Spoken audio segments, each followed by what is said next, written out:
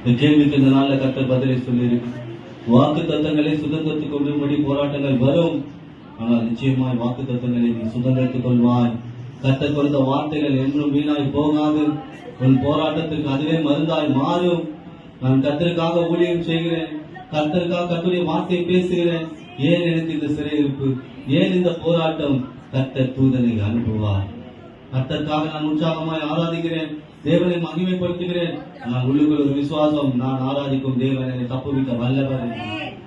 இயேசுவே வந்து அந்த செங்கல் சூழல அந்த வரையில அப்படிப்பட்ட நெருப்பு போல போராட்டங்கள், அப்படிப்பட்ட போராட்டங்களுக்கு விடுதலை கொடுத்தால், அதே போல ஒரு அபிஷேகம் தலையின் மேல் இருக்கும் பொழுது ஒரு போராட்டம் உண்டாகும். அநேக ஜனங்கள் போராட்டத்தின் மத்தியில நெருக்குவார்கள். ஆனாலும் அந்த அபிஷேகம் என் தலையை உயர்த்தும், அந்த அபிஷேகம் என் கொம்பை உயர்த்தும், என் சிங்காசனத்தை நிலைப்படுத்தும். அதே போல் கர்த்தருடைய வார்த்தையால் தீர்க்க தரிசனம் சொல்லும் பொழுது போராட்டங்கள் வரும்.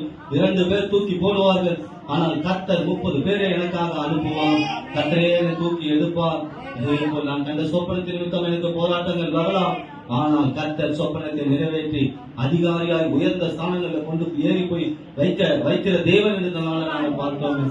அல்லது எங்கள் வாழ்க்கையில் இருக்கிற போராட்டங்களுக்கான கேள்விகளுக்கான பதிலை இந்த நாளில் தெரிந்து கொண்டிருக்கிறோம். போராட்டங்கள் வந்தாலும் கர்த்தரையே ஒத்தாசைகளை பருவதற்கு அனுப்புகிறார் என்று பார்த்தோமே. அந்த வரையை நாங்கள் எந்நேரமும் உண்மை நோக்கி பார்க்கிறவர்களா, உண்மை விசுவாசிக்கிறவர்களா, உண்மை ஆராதிக்கிறவர்களா, உண்மை துதிக்கிறவர்களா, உமக்காக ஊழியம் செய்கிறவர்களா, உமது வாக்கு தத்தத்தை சுதந்திரத்துக்கு கொள்ளக்கூடிய வாக்கு தத்த சந்ததிகளாய் காத்திருக்கிறோம். கர்த்தர் ஒத்தாசைகளை பருவதற்கு எந்நேரமும் அனுப்பி கொண்டே இருக்க போவதற்காக நன்றி. கர்த்தரை கர்த்தரை ஒப்புக் கொடுக்கிறோம். திருச்சபை விசுவாச பிள்ளைகள் அனைவரும் ஒப்புக் கொடுக்கிறோம். பொறுப்பெற்றுக் கொண்டு ஆசீர்வதிக்கிறோம். இயேசுவின் நாமத்தினாலே ஜெபித்து நாங்கள் ஜெயம் பெறுகிறோம். எங்கள் ஜீவன நல்ல பிதாவே.